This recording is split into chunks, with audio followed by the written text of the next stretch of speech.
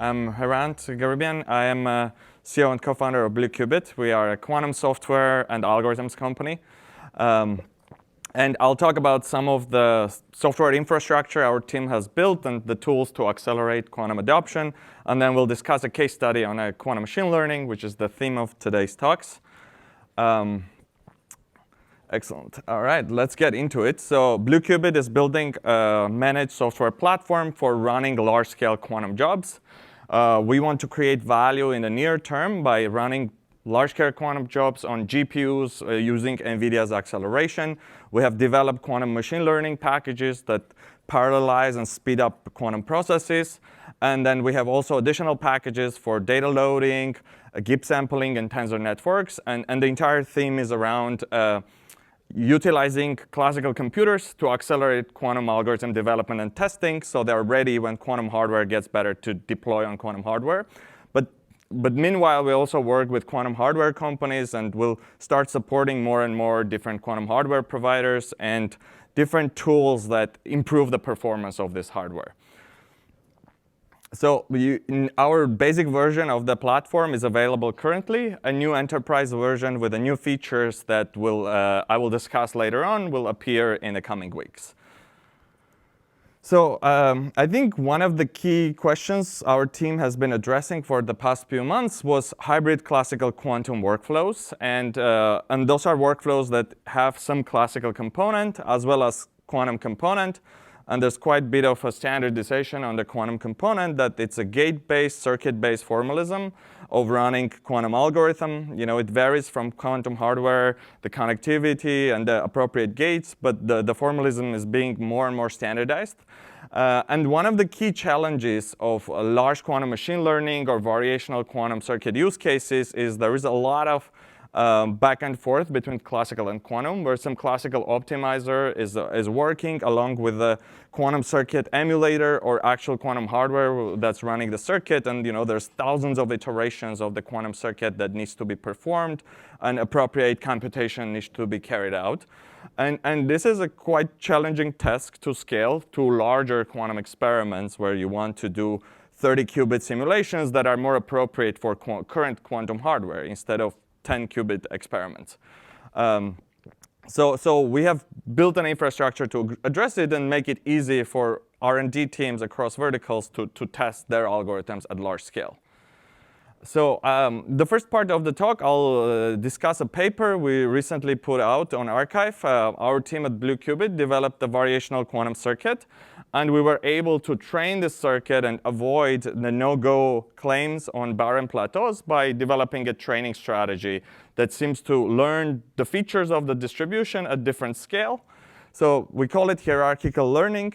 And the basic idea is that it loads different classical distributions that could be like pharmaceutical data set, could be image data set, or any classical data set that has some distribution of parameters, and you want to load it into a quantum computer, then to do post-processing on it. So we have developed a technique for growing the circuit and learning finer and finer properties of these distributions at different scales. And this figure on the right illustrates that if you tried naive variational circuit, your training would fail. You likely will hit and get stuck in a barren plateau, basically get in some local minima and never converge to an answer. In fact, the best accuracy on the total variational distance, which is the distance of the loaded distribution to target, will get stuck around 15%. And for a lot of instances, it will be around 20%. However, with the hierarchical learning techniques, you can iteratively improve your convergence and actually go down all the way to 4% accuracy, which is quite substantial accuracy for a lot of practical use cases. So this is a toy model for 7 qubits and 1D Gaussian distribution, how the variational circuit works. And this is an ansatz for one building block of a variational ansatz. I'm sure many of you have seen those ansatzes before. And this is a way you can train this ansatz to learn a 1D distribution efficiently, going down to 0.01% accuracy. As distribution gets bigger, more dimensions are added, and the number of qubit grows required to load this distribution, it obviously gets harder. So the next example is loading a 2D distribution into quantum computer. So this is a 2D Gaussian distribution. We took it as a toy model, but we have tested currently on different other distribution. And in Gaussianity is not really a key factor. The key factor is learning the distribution at different scales and then growing your circuit appropriately to approximate higher and higher finer features of the distribution. Yeah, this is the 2D for the 16-qubit example, and there it shows like total variational distance, which is the metric we used for measuring the distance to the target. So here is actually a plot of total variational distance as you continue training and adding more and more epochs of training and keep growing your circuit. Here we load on a 27 qubit and with 1,000 parameter quantum circuit.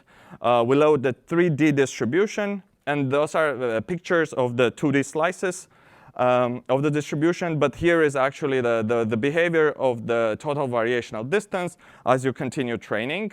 And the naive approach, if you try to train like fixed variational circuit with 1,000 parameters without this hierarchical structure, you will likely get stuck around 10–15% and never converge to the much lower answer, which in this case goes down to 4% accuracy, which is for practical uses and practical data loading is quite relevant. OK, and this part is after we trained on a 27 qubit. Actually, on the GPU side, for these emulations, 27, it wasn't really computational limit. We could push this even further. One of the reasons we stopped there because we wanted to deploy it on a real quantum hardware. So after learning this shallow quantum circuits that loads the target distribution of that we like, then we ran the circuit on a IBM quantum computer.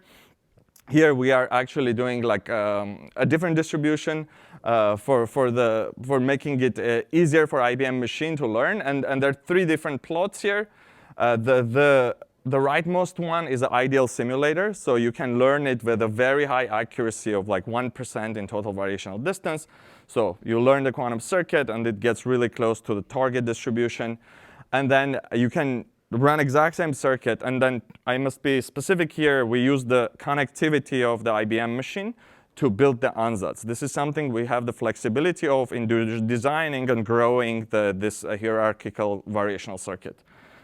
And then we naively ran it on an IBM machine without any optimization, just send them the Qiskit code.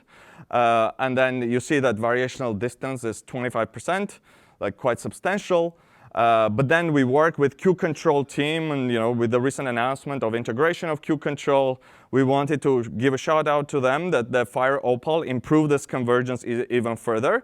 So it's not as great convergence as the simulator, which is like ideal quantum emulation, but it gets you quite close. And like for a lot of interesting distributions, with the IBM plus Fire Opal, you could actually reach quite interesting results and load complex, interesting distributions.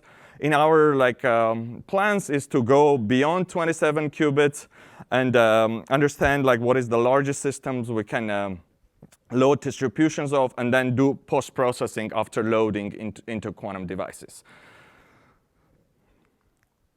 So yeah, and in terms of like how we used this quantum data loaders, we think they can be like a useful subroutine for different use cases. So on December 7th, in 2 days, we'll talk about with the project we did with Guidewire and AWS.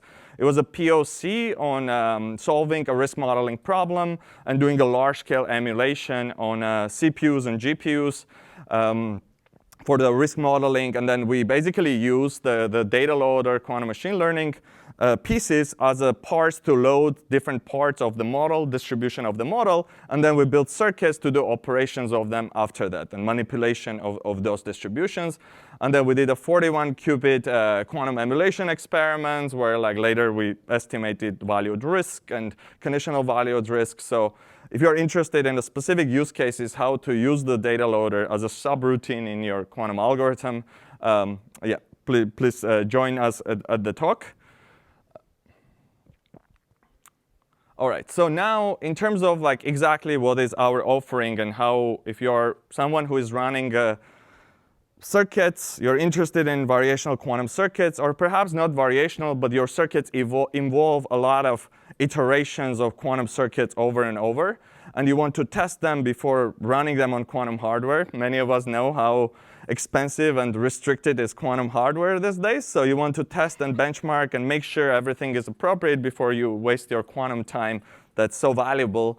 So there are a few ways you can do it. You can do it on your laptop. So you code in Qiskit, Cirq, or Penny and then you can try to do some experiments. So, oops, my bad. Yeah, actually, this slide doesn't seem to work. So, so if you do it locally, I think there's supposed to be like some clicks, but I'll explain you guys. Basically, like locally, like the performance is low. The classical part is slow. Quantum part is slow. A scale, you can, if you try to simulate circuit, 10 plus circuits and 1,000 iterations of them get extremely costly for the local machines. And then it's easy to use. It's very easy to use, very simple. But it's not really what the big scale experiment will look like, because as you scale, Hilbert space gets really big, and things get much more complicated. So the emulations are not so accurate.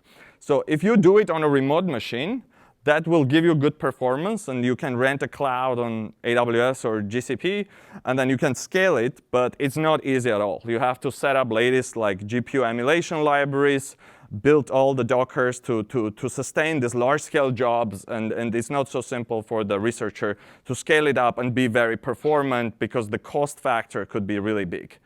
And then you could do hybrid, do the local stuff classically on your machine, and then quantum emulation piece, you could send it to only specific packages that do single circuit simulations. This could be performant, could scale, but the main bottleneck of this is the time cost of communication. So going back and forth in the network could be extremely complicated. So our software infrastructure solves all of those problems. It's easy to use.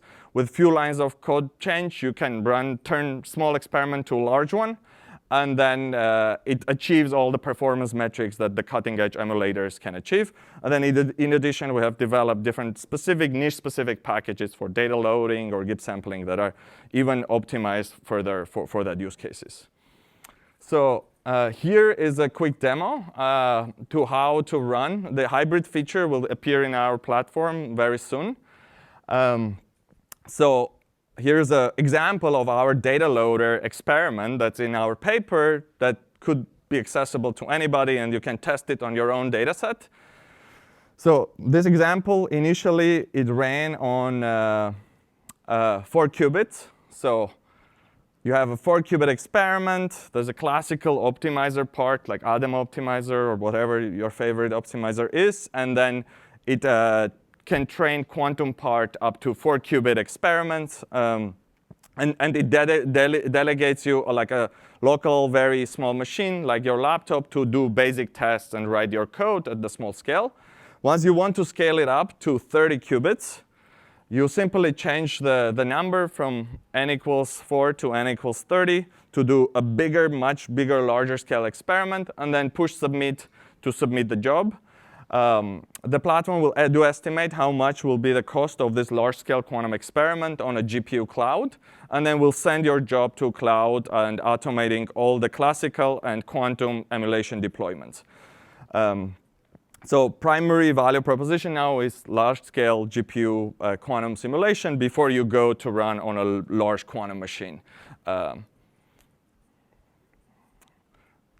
Excellent. And then it also has some whatever metrics that are of interest to you, you can extract. So we have built also a user interface to extract the gate circuit structure, the 30 qubit quantum circuit. And then also it enables you to put out functions and metrics that are relevant for your job, whatever metrics you're trying to optimize or understand, and the behavior of the quantum circuit at this scale. And at scale is the question, because I think quantum gets really interesting as you scale it up. I think there are things at 30, 40 qubits you can see that you can still see with a classical compute, with a lot of classical compute. But those are interesting features that could benefit you to build actual quantum advantage as system gets even bigger. And then, yeah, you can, then in the end, it also like gives you back the Jupyter notebook that all of the jobs were executed and whatever like metrics you wanted to see after the job is completed in a very nice fashion. And then it also stores all different jobs that you have already done in the past. And you can go review the material and the code. And so hybrid feature is currently not available in the platform, but we're planning to release in the coming weeks. And there are a lot of use cases in different verticals that I think will benefit from large-scale quantum experiments. And yeah, feel free to reach out if this is something that your team is working on or interested in testing the platform. As we have internal version now. I must add, there's some other features that we're planning to add, like tensor networks, which will enable you to run hundreds of qubits of experiments for very specific circuits and observables that we're currently benchmarking internally and testing it internally, but we'll also plan to put it in the platform with a very ease of use using the most high-performant quantum infrastructure.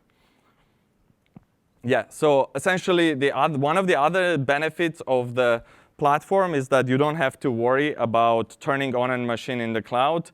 You know, these machines are extremely expensive, particularly for if you're doing a 30-qubit experiments, 30-plus qubit experiments. Leaving several GPUs on could be extremely costly, so we automate the entire process of like backend orchestration of these machines. Yeah, so feel free to reach out if this is something that your team is working or are interested in.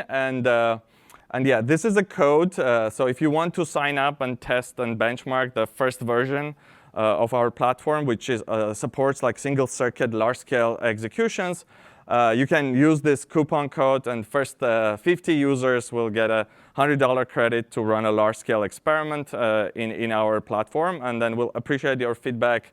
And yeah, look forward to collaborating.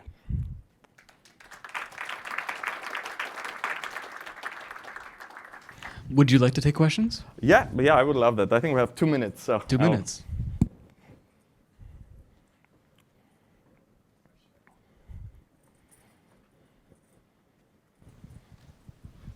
I was just, first, thanks for the talk. I was wondering if you guys plan to offer simulation of any kind of noise models, or if that's not in the scope yet. Yeah, that's actually a great, this is one of the things that we're considering. I think it's so much dependent on the hardware that sometimes it's like we actually have some basic noise models already done, so that we're able to do on a GPU scale, parallelized and high performant. I think it's so much dependent on the hardware that might not be very useful, but we're definitely considering perhaps like some basic versions so you could do like depolarizing noise experiments and so on. Yeah, I think it's definitely in the timeline, not in the immediate future, but we're thinking about it. We have one more question. Thank you. What type of hardware I plan to connect? Oh, so good question. So one of the like more near-term immediate value is the NVIDIA GPUs on the back end, and we optimize the circuit executions for that. But you know, in my one of the slides, I talked about the execution on IBM with Q-Control, and we have some discussions with QEra as well as Quantinuum. So I think we want to connect to all like different types of hardware with different levels of performance. Like anything that improves the performance of this hardware that sits under the stack, anything gate-based, I think, at this stage. So definitely plan to add more and more different quantum hardware. So for users, it's easy just to change one line of code, and instead of deploying on a classical system, you deploy on a quantum system.